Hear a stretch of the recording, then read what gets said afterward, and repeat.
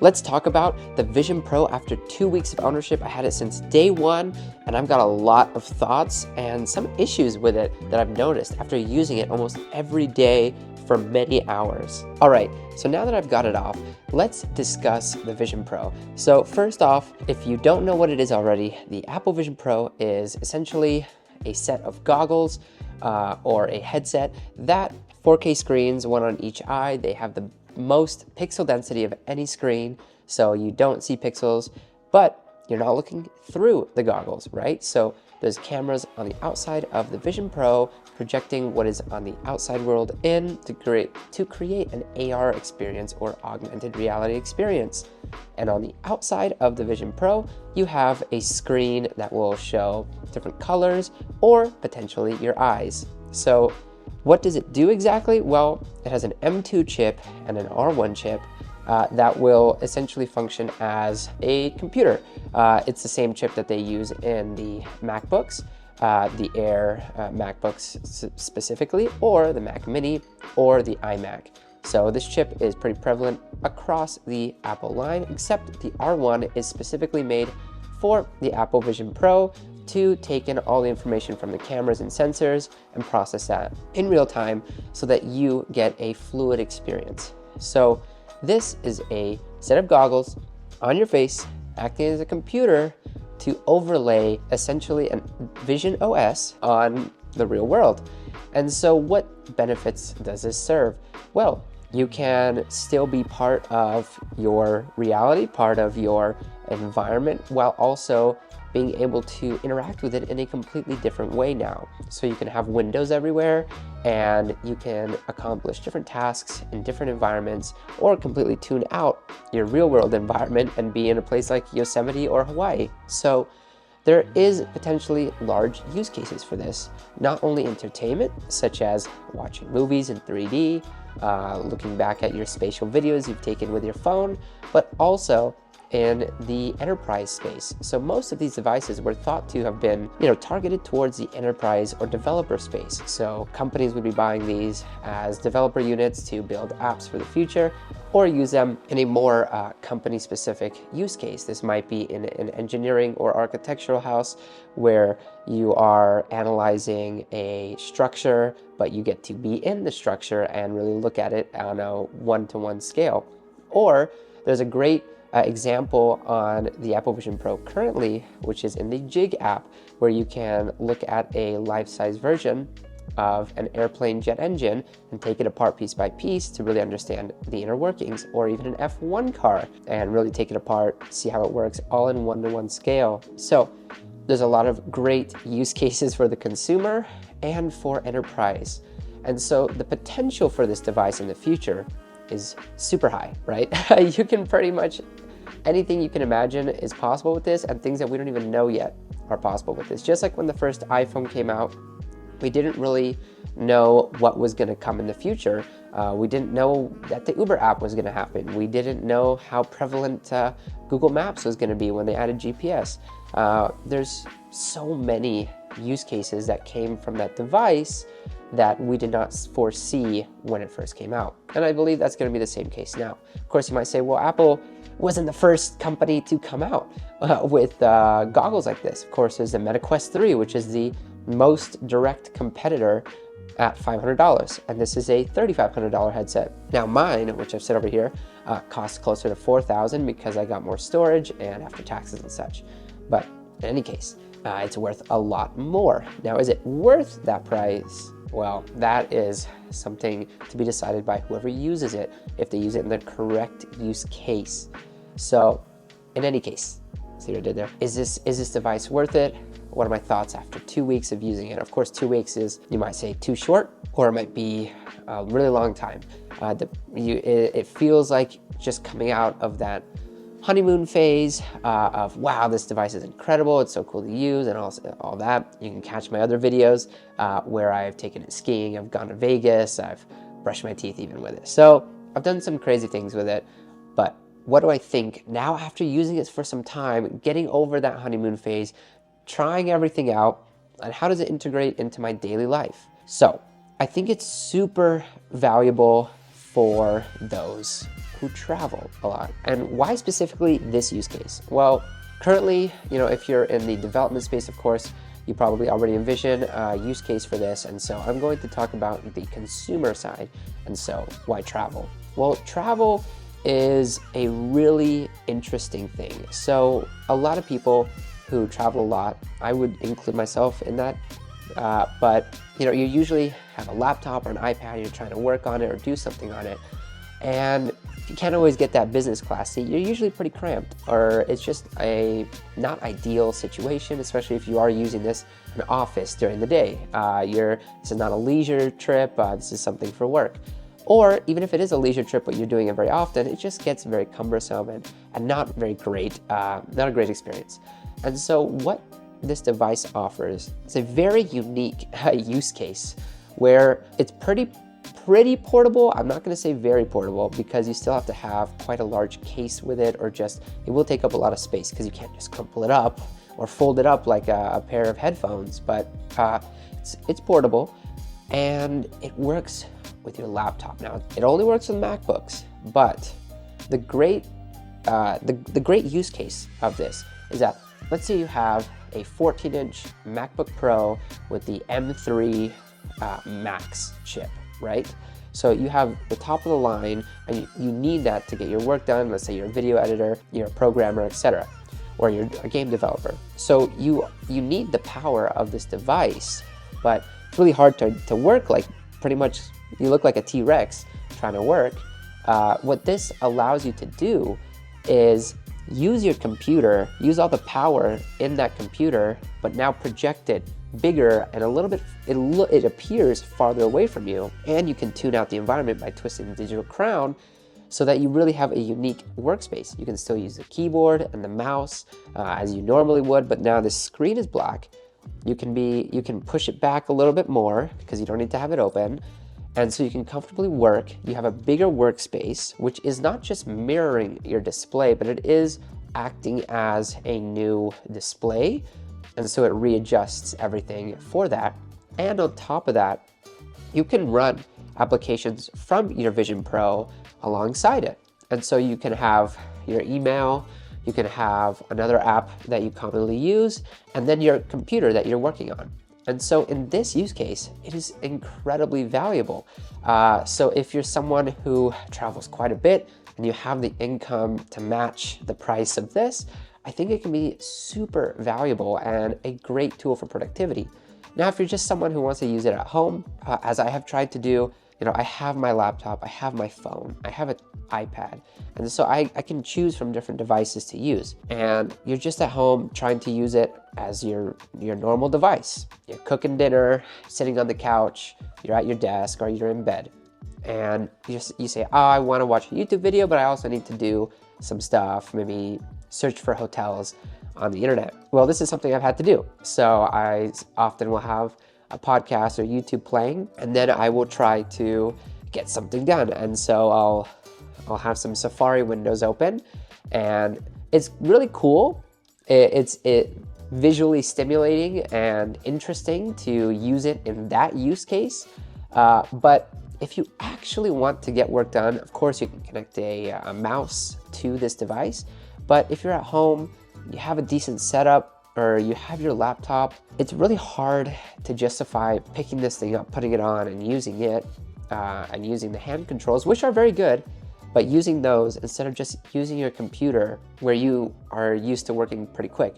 Now, after using it for 2 weeks, I've gotten pretty good at even just typing just with the touch and looking at it with my eyes. I don't use the pointer finger typing technique on this anymore. I actually try to not do that even from the beginning.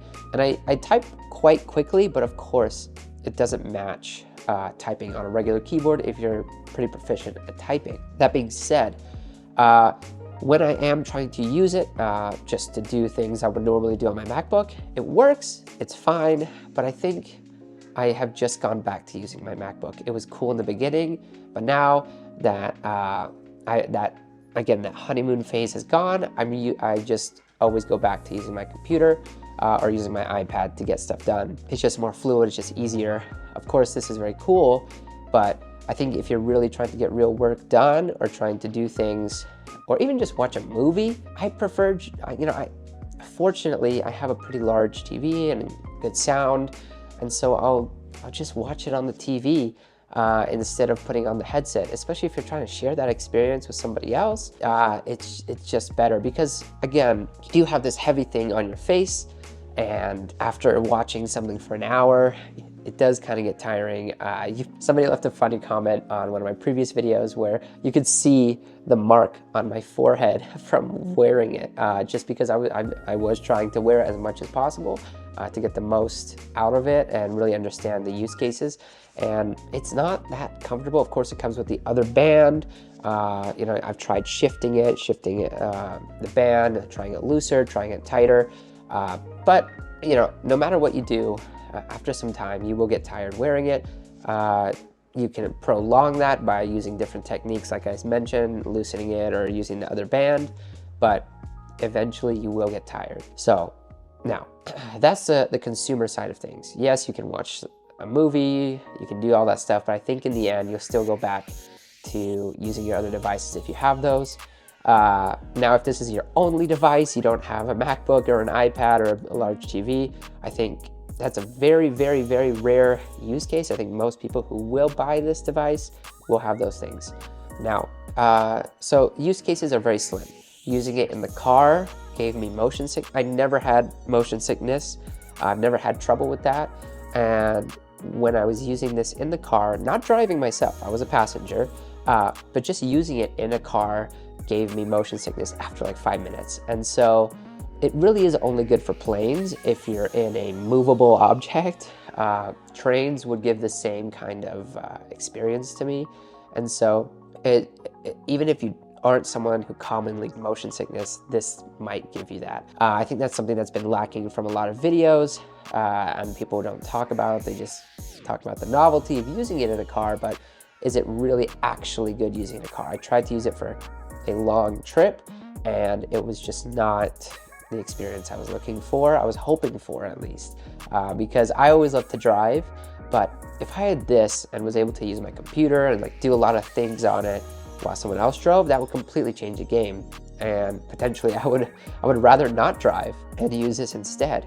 But alas, I noticed it changes to wanting to track to the virtual environment. Like let's say you use a Yosemite environment, it will track better to that. So when I do turn that on in a plane or a car, it helps. It's not as motion sicknessy because you're not seeing everything, but specifically in the car, it'll often go out of that because it'll say tracking failed. And so then you kind of can't get out of that predicament. So that's another thing to watch out for. So let's talk about now some of the issues I've had with it. I've had, in the beginning it wasn't too bad, but actually after more and more time, I've had more issues. I'm not pushing this thing too hard. I'm not having like 10 windows open or maxing it out, anything like that. I didn't get the base storage or anything. I haven't used that much of the storage anyway, even though I've downloaded 3 pages of apps now, and I've taken a lot of screen recordings on it. So there's definitely things being put on the storage, but in any case, that shouldn't play into the performance too much. I'm not even at 20% of the storage. And so I'll sometimes have 2 Safari windows open. I'm doing something on one, something on another, and then I might have YouTube or Spotify. Well, Spotify would have to be on another Safari window, but let's say I have YouTube open or Apple TV open in another window. Now you'd think, 2 or 3 windows of Safari shouldn't be an issue for this. It's running an M2 chip, no problem. Well, that has been an issue. So I, sometimes will just lay in my bed or sit here on the couch, try to get something done. I'm trying to find a hotel, trying to find a rental car, trying to find flights. These are things you would normally do on a laptop and multiple tabs or windows, side by side, no problem. On an M2 MacBook Air, no sweat. This thing though, struggled quite a bit. It got really hot and it crashed. It would crash like 3 times during this experience. I'd be using it maybe for 20 minutes, no problem, but I feel it getting warm. If I touch the aluminum, it was warm. I try not to touch the glass just to like not get fingerprints on it, but it was hot. And you could actually feel the air coming out from the bottom of the fans. There are fans in this. and after that 20 minutes, it might crash. And so it'll reset, kind of like if you've ever experienced this with an iPhone, but where your iPhone will go black. You'll get the little spinning wheel, and then it'll open up again on the homepage. This will have that same experience. It'll go black, then the Apple logo will come, and then it'll put your Windows back. So after the first time that happens, it will then happen multiple times after that, but in shorter increments. So it might be a minute or 2 minutes after. And at that point, I just give up. After 3 or 4 times that happens, and I turn it off. It's not low on battery or anything. It just gets really hot. I'm not blocking the airflow in any way. I don't have hair on it. I'm not sure why that happens. In any case, it happens more often than I would like, and it's really deterred me from using it, really. Also, just being able to click on things on web pages mostly works pretty well. It's pretty good, but there are times where it gets really frustrating when you're trying to click on something and it doesn't work, especially in like YouTube. You're trying to move in a video or go full screen, or just do that double tap to go forward 10 seconds. Or if you're on a web page, you're trying to click on a link and it might be next to other links. You got to zoom in all the way to click on that one specifically, because the eye tracking is quite good, but it might mix it up with something around it. And I try to adjust it so that the eye tracking is good, but it still happens. So those are some of the issues I've had with it. And also just like when those crashing issues happen, when I'm again, not using too many apps, the battery will drain quite quickly. Another thing that's really cool, actually, let's do some positives, is people love using it for the first time. It's a great party trick. We've had friends over to try it, and it's really cool. And the great thing is that you can screen mirror it to an Apple TV or AirPlay enabled device, be it a laptop, an iPad, or your Apple TV. So it's really cool when we're all here. You put it on somebody in guest mode, and we can all see what they're seeing on a TV. So that's really fun. It'll even play the audio through the TV, and it's pretty good at being very low latency, even in that case. So very interesting. Very fun little party trick, but of course it's kind of a one-off thing. The novelty wears off after a while, but people are shocked. They expect it's going to be cool, but it's even cooler than they thought, which is what I've gotten across the board, even from people who were quite skeptical of it. So that's really fun. I guess what's my final verdict? Is it worth it? Should you get this? From my understanding, I've seen multiple different reports of how many were sold, how many were made.